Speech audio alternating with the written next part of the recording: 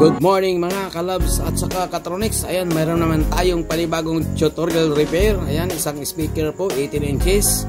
Ayan, silipin natin. Ayan po yung mga materials natin mga kalabs sa katronics, sa Divcon epoxy. Ayan po yung ano natin, pangpadikit natin. Ayan, spider wire. Ayan, para sa terminal nya. Ayan, pulo rubber cement, ayan, at saka lacquer thinner para tanggalin natin yung mga mga dumi sa gilid ng cone. Ayan po yung natin, pangpatigas natin ng cone. Ayan, premix. Ayan, at saka may kasama yung hardener mga kalabs sa katronics. Ayan po yung natin, mga materialis. At saka ayan po yung i-mix natin na na mamaya. Ayan, sa next episode natin. At saka itong paintbrush para pangpunas natin sa sa pangpatigas ng cone mga kalabs sa katronics. At saka ang speaker ko na 18 inches po yan siya mga kalabs sa katronics. Ayan, 18 inches po. Ayan, yung speaker natin na ayusin is 1000 watts, 18 inches. At saka 4 inches po yung niya, yung voice coil. Ayan, pakita ko sa inyo yung voice coil mga kalabs sa katronics.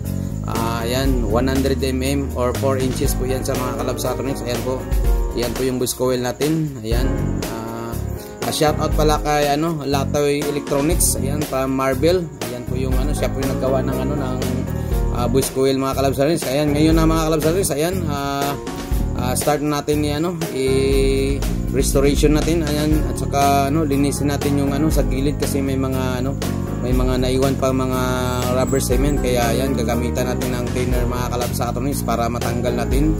Ayan, dandahan natin lagyan ng palipot ng lacquer thinner mga kalabs sa katronics para matanggal yung mga mga rubber cement yan. Ayan, gamit tayo ng blade cutter mga kalabs sa katronics para matanggal natin yung yung mga dumi dyan. Ayan, habang tatanggal tayo ng mga dumi sa gilid gamit yung thinner mga kalabs sa katronics. Ayan, shout out muna tayo. Ayan, shout out Christian of QSL Essential, BG Sapel, DG Jos, DG Ronald, Team Pakoy, The Happy Family Vlog, Angelo Vlog, EGB TV, Maris Yamada, Bibson Bahas, Joyce Vargas Vlog, Berlis Joy EPB, Bulayog TV Channel, Baniboy Palaboy, Sweet Love, James CTV, Ma'am Shibi, Mami G, GC Katano ng team, Raisa Channel, Manang Nancy in Japan, ayan, Ray Solinap, Ati Bibi and team, ayan, Sarge Mercy, Sim Butanes, Amori Maria, Cincinnati, and Musikira Vlogs. Ayan po mga kalabs sa katronics. Ayan, po tayo, ayan, nilinis natin, ayan, gamit natin yung cutter blade mga kalabs sa katronics. Ayan, saka dandahan tayo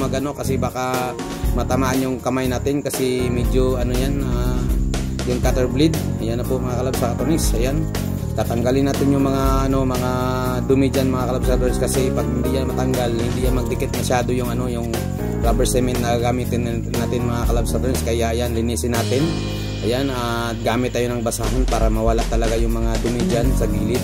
Ayan, kasi importante niya na malinis para maganda naman tingnan. Ayan, kasi parang pangit na maggawa tayo or mag-restoration ng speaker na madumi yung mga gilid mga kalabs sa katronics. Ayan, gamit tayo ng basahan mga kalabs sa katronics. Ayan, pagkatapos yan mga kalabs sa katronics, ayan, gamitan natin ng hangin.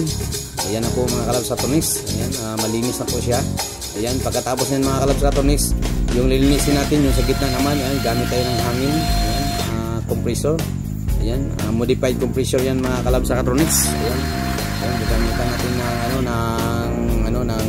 tapos i-try natin yung voice coil para kasi i-cut out pa natin yung tawag diyan is speaker damper. Ayan, i-cut out natin, gamit natin yung blade cutter at saka painitin natin muna kasi steel epoxy yung ginamit diyan, kaya ayan, medyo matigas. Ayan na po mga kalabs sa katronics. Ayan, medyo matigas kaya painitin natin. Ayan, parang parang lasyon, painitin para mas maganda. Ayan na po. Ayan, natatanggal na siya mga kalabs sa katronics gamit yung blade cutter at saka yung soldering iron. Kasi wala tayong mga kalabs sa katronics na ang tawag niyan hot air. Ayan, kasi yung ginagamit ko na hot air, nasira na po siya sa sa katagalan mga kalabs sa katronics, saka medyo maluma na po siya. Ayan na po.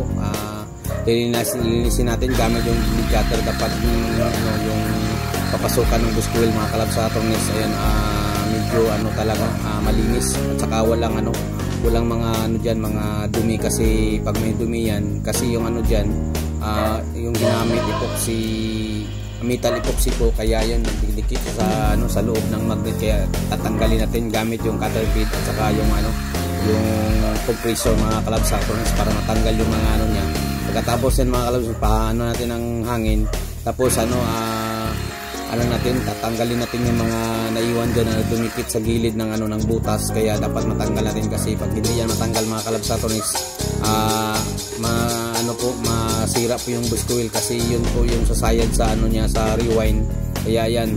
Tapos yung dyan, metal epoxy, parang dyan metal yung niya, kaya nasisira yung bush coil, kaya yan gagamitan natin ng cardboard at saka packaging tape para dumikit yung mga dumikit na po yung niya, yung mga dumi sa loob ng mga kalabs sa electronics. Ayan, dandahan natin tanggalin, ayan, tanggalin natin lahat, wala talagang maiwan, dapat malinis yung niya, yung butas para pagpasok ng bush coil, hindi siya hindi mahirapan tayo mag-align kasi i-align tayo sa mga kalabs sa electronics, kaya ayan tinatanggal natin. Ayan, pag madumi na masyado yung yung tape, ayan, palitan naman natin ng bagong tape para yung mga ibang maliliit didikit ulit sa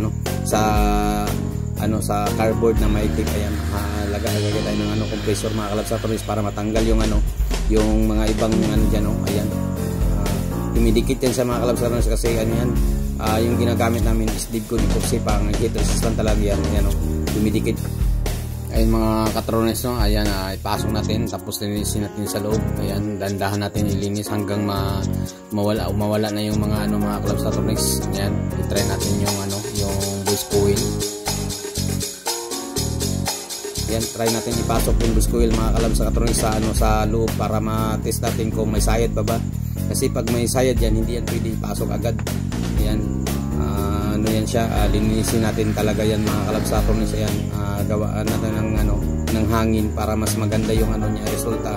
Kasi pag maanuhan na ng pressurized na hangin mga kalabs sa electronics, lumalabas yung niya, yung dumi. Ayan, bago ang lahat, ayan, test natin yung bush coil. Ayan, galing yan kay Latoy Mendoza from Coronadal City. Ayan, siya po yung nagagawa ng mga bush coil na ganyan mga kalabs sa electronics. Ayan, shout out Latoy Mendoza. Ayan, ayan, magandang umaga sa iyo, at saka yung coil mo, ayan, pasok na pasok po sa Mr. Latoy. Ayan, Master of Rewind. Ayan, yan siya mga kalabs sa electronics. Ayan, at saka nag-ayos din siya ng mga amplifier. Ayan, pero yung niya, bush coil po talaga, siya po yung mga nag-rewind ng mga bush coil kasi yung original niyan mga kalabs medyo mahal talaga. Ayan, ayan, papasok na yan. Ayan, ayan, papasok na siya mga kalabs. Ayan, may cardboard tayo na yung sukat niya is 0.5 mm. Ayan, yun ang gagawin nating spacer para yung yung alignment ng coil mga kalabs balance lahat. Ayan, sa lahat na sulok ng bush coil, lagyan natin ng 8 8 cardboard yan siya mga kalabs sa electronics.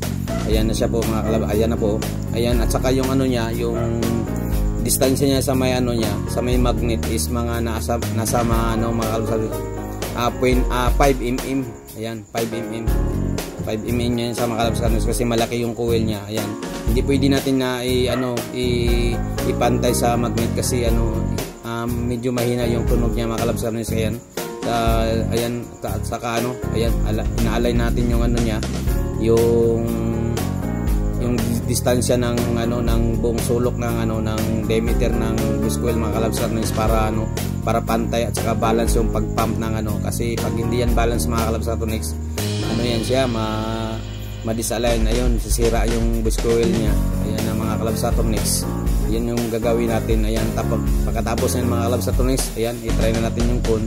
Tapos hindi siya mapasok, kakatingan natin ng scissor mga kalabs electronics para mapasok natin. Pero dapat mga kalabs electronics hindi siya maluwang, masikip siya para yung pagka-sitting ng epoxy dyan, maganda yung pasok niya, at saka yung kapit ng cone at saka yung yung coil.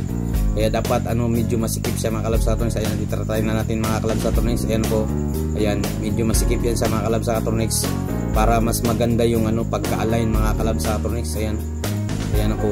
Ayan, dapat balance talaga yan sa sa apat na sulok man yan siya.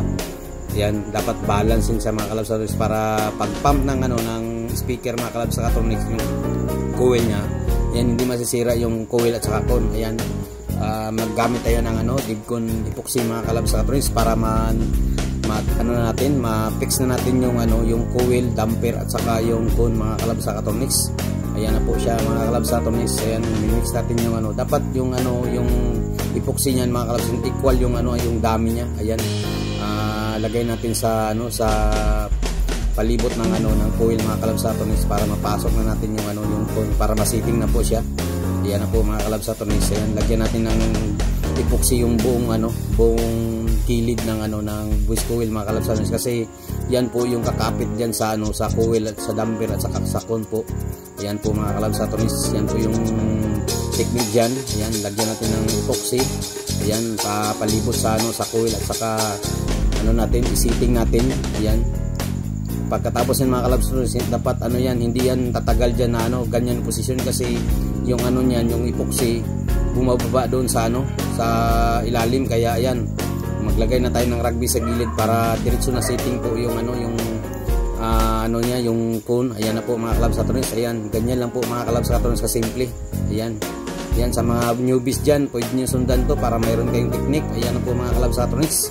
Yan, pagkatapos yan mga kalab sa katronics, yung rubber naman, ayan, direkta na yan siya mga kalab sa katronics, kasi yung ang dyan, yung rubber cement, sobra-sobra na yan. Ayan, pagkatapos yan, iba natin yung position para mas maganda. Ayan na po mga kalab sa katronics. Ayan, yan, wait tayo ng mga 30 minutes. Ayan na po yung natin, yung finished product natin mga kalab sa katronics. Ayan, okay na po yung niya, yung resulta. Ayan na po, maganda na po yung niya. Tingnan nyo yung ayan. Ayan na po mga kalab sa katronics. Ayan na po. Ayan, maganda yung kapit niya. Ayan, aabot na yan sa ng mga 1 hour mga kalab sa katronics. Ayan, 1 hour na yan na sitting. Kaya hindi natin pwede yan galawin, kasi ma-distract yung pagkadikit niya. Ayan na po mga kalab sa katronics. Ayan na po. Ayan, maganda yung pagkadikit. Shout out tayo. Happy 14th wedding anniversary of Mr. Emmanuel and Mrs. PB Midonasco of Canada this coming September 28. Ayan, shout out din sa iba. Episode nito, ipakita ko sa iyo kung paano maggawa ng spider wire na para hindi siya madali masira. Ayan, na mga kalab sa katronics. At saka ipakita ko din sa inyo kung paano magpatigas ng cone para hindi masira. Kasi pag sobrang pump ng speaker mga kalab sa katronics ng coil, yung niya, lalo na pag MCB, ayan, nasisira po yung cone. Ayan, see you next episode. Ayan, shout out tayo. Christian of QSL Essential, BG Sapel, DG Jos, Amok TV, Dincho TV, DG Ronald, Team Pakoy, The Happy Family Vlog, Angelo Vlog, EGB TV, Maris Yamada, Bibson Bahas, Joyce Vargas Vlog, Baris Joy APB, Bulayog TV Channel, Bunny Boy Palaboy, Sweet Love, congratulations Sweet Love, welcome to Whitey World, GMC TV, Ma'am Shibi, Mami G, Chamis Life, Jessica Tanon and Team, Raisa Channel, Manang Nancy in Japan, Ray Solinap, Ati Bibi and Team, Sarge Mercy, CM Botanis, ayan, Lenny Labor, Amori Maria, Cincinnati, and Musikera Vlogs. Ayan, at saka magandang umaga po, at keep safe po tayong lahat.